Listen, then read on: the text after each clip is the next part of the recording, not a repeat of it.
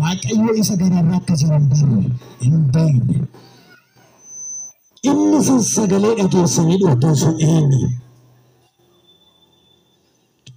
Sana booddee Musee Fari'oon waaqayyo isa jiraataa. Waaqayyo isa jiraataa. Dubbii kana dhaga'ee garuu mootichi warra Gibxii kun Israa'eloota gadhiisuu hin barbaanne. Yoo Israa'eloota gadhiise wanti baay'ee jalaa bada. Yoo Israa'eloota gadhiise wanti baay'een jalaa hafa. Eebbi jalaa hafa. Guddachuunsa jalaa hafa. Maaliin guddatu immoo yoo jettanii qabeenyaan. Warri Israa'eloonni wanti isaan hojjetanii warra Gibxiitiif gala. Mootii Fari'ooniif gala. Wanti Israa'eloonni harka isaaniif tuqan hundumtuu warra Gibxiidhaaf. Mootii Fari'oon kanaaf.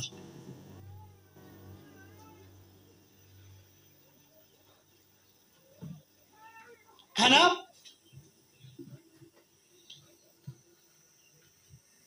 Fari'oon Israa'eloota ammayyuu gadi gadhiisuu hin barbaanne jedha. Hin dide jedha. Baay'ee kan sin garramu keessaati waaqayyo deddeebi'eetu Museetti erge. Waaqayyo deddeebi'eetu Haarooniin itti erge. Eenyutti erge? Mootii Fari'oon kanatti saba koo nan barbaade. Lafti nan isaanitti barbaadu. Lafti nan isaanitti barbaadu. Biyyi nan saba kootti barbaadu as miti. Lafti isaan jiran kun iddootti mijatu miti. Lafti isaan keessa jiraachaa jiran kun lafa isaanitti mijatu miti. Kanaaf lafa konaa gadhiisi, saba konaa gadhiisi. Maaliif saba konaa gadhiisi? Maaliif waaqayyo akkana jedhee sabni koo akkana waaqeffatuuf naa gadhiisi jedhee ni jedha. Sabni koo akkana waaqeffatuuf naa gadhiisi jedhee ni jedha. Sabni koo akkana faarfatuuf naa gadhiisi jedhee ni jedha. Sabni koo dubbii waaqayyo akka dhaga'uuf gadhiisi jedhee ni jedha.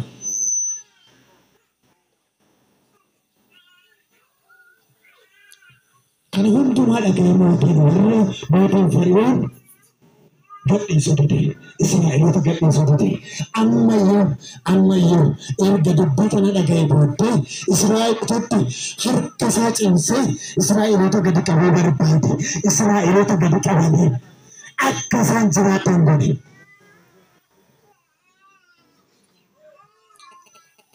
Akkas jedhe waaqayyo kana. Gadi qabamuu saba kootii anna ga'eera.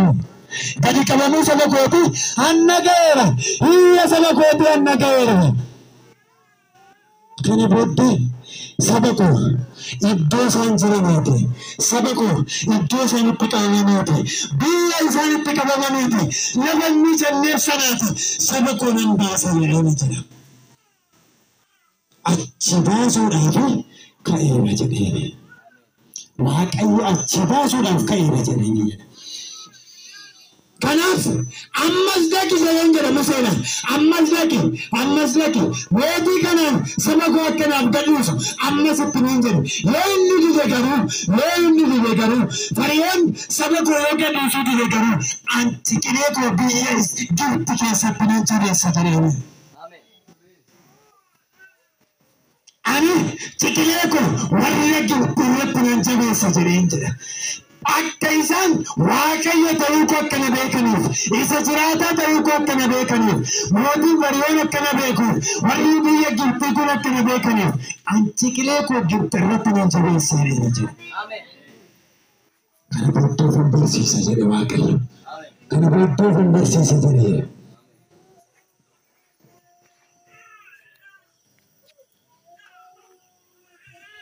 Israa'eloonni haala rakkisaa keessa ta'anii sadarkaa rakkinaan guddatanii keessa ta'aniitu iddoo waaqayyootti hin mijanne lafa isaaniifis hin malle ta'aniitu waaqayyoon hin kadhatu waaqayyootti iyyatani.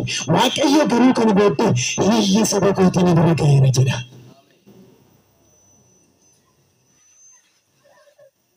Sagalee dhaga'eera.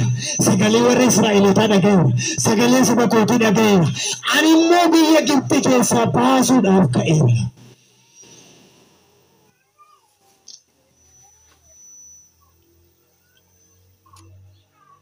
Ani immoo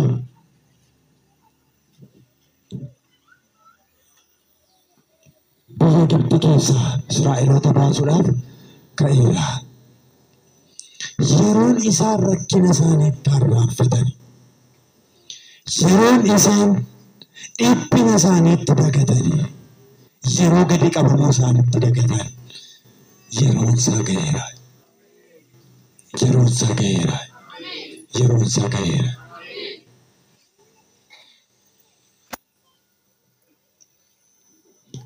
Kan dubbachaa jiru Israa'elootaan miti.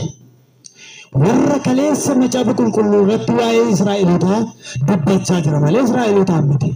Kan har'a garuu dubbachaa jiru warra akka kanaatti mana Waaqayyoo keessa jiraatan.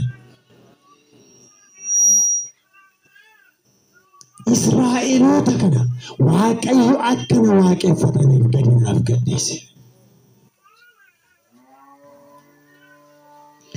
Israa'eloonni jiraachuu kan qabani, Israa'eloonni deemuu kan qabani akka kanaatti miti, bitamanii miti, garboomfatamanii osoo hin taane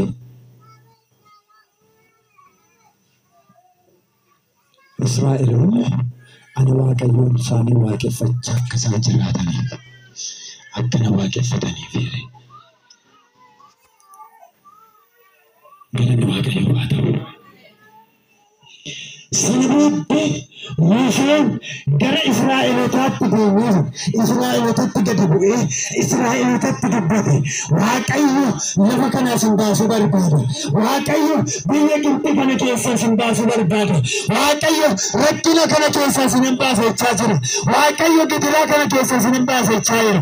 Waaqayyo gadi qabamuu keessa isin baasachaa jira. Biyya keessa na bira ga'eerachaa jira. Kanaaf ka'a. Laftina nutti isin baasummoo jedheeniyya. Waaqayyo Israa'eloota lafatti nutti baasuu barbaada. Biyya akkamitti baasuu barbaada. Biyyi Israa'eloonni keessa akka jirataniif Waaqayyo fedhe biyya akkamiif yoo jettanii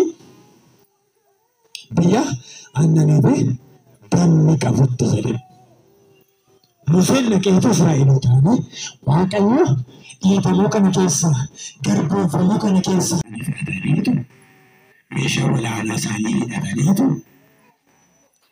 warra Israa'el duukaa bu'anii jedha.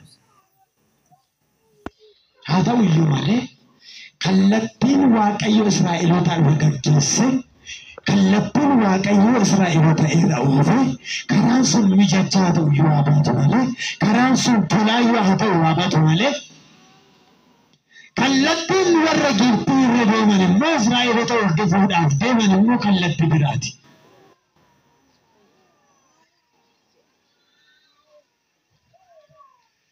Kanaaf sagaleen Israa'eloonni dhaga'anii Gibxi keessaa ba'anii biyya dammaa fa'aa jedhu sanadha. Haa ta'u malee otoo deemaa jiran Israa'eloonni Museen fuudhee otoo ba'aa jiranii lafa erga deemanii booddee gara galaana Yordaanositti galaana guddaatti dhufanii fuuldura isaaniitiin Israa'el fuulduraatiin galaana Yordaanositti dhaabatee galaanichatti dhufanii galaanni sun lafa irratti hiriiree jira. Galaanichi sammuu warra Israa'eliitiin olitti ta'e, yaada warra Israa'eliin olitti ta'e.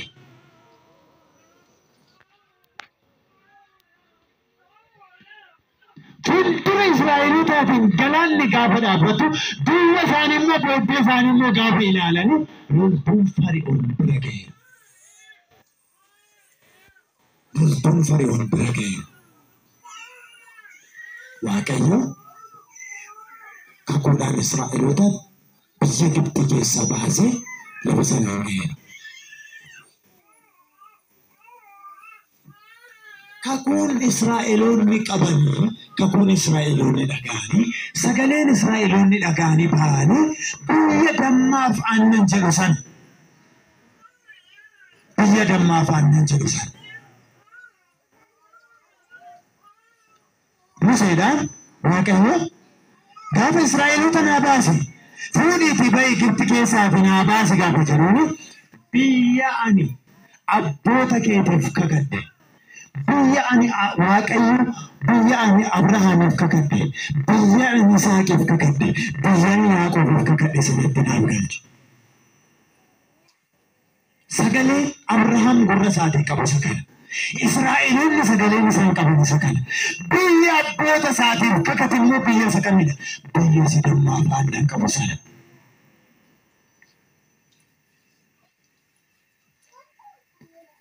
Biyya sana Abrahaam biyyi inni dhagaye sanyii kee keessaa lammii kee keessaati.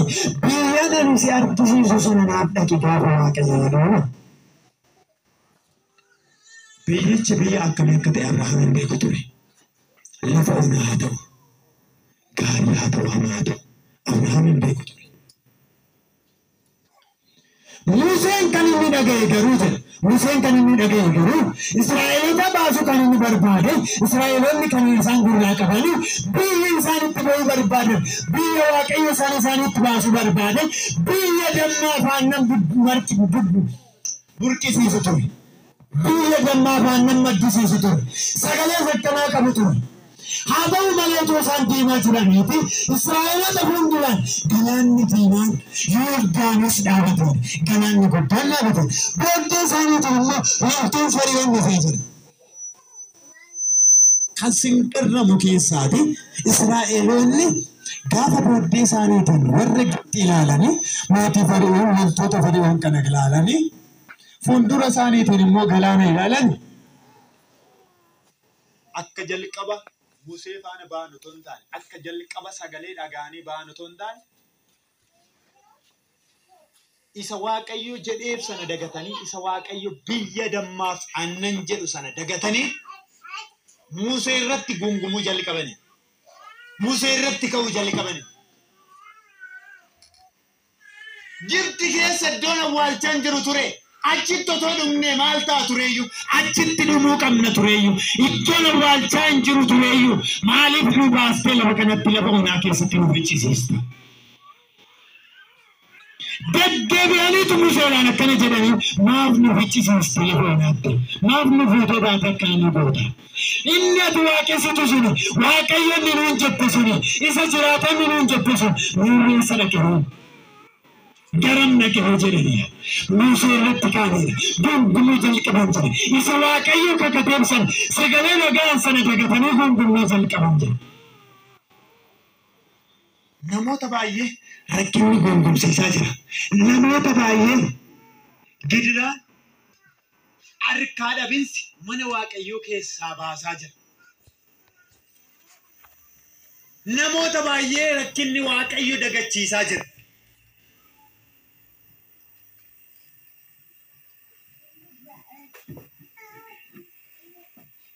Namoonni baay'ee kan jedhameen kan biraa kan irratti raajame kan biraa kan jiraachaa jiran garuu kan biraa.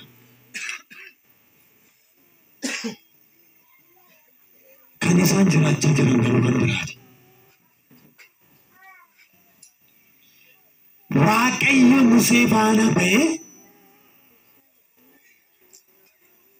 Israa'eloota biyya Gibxi keessaa baasee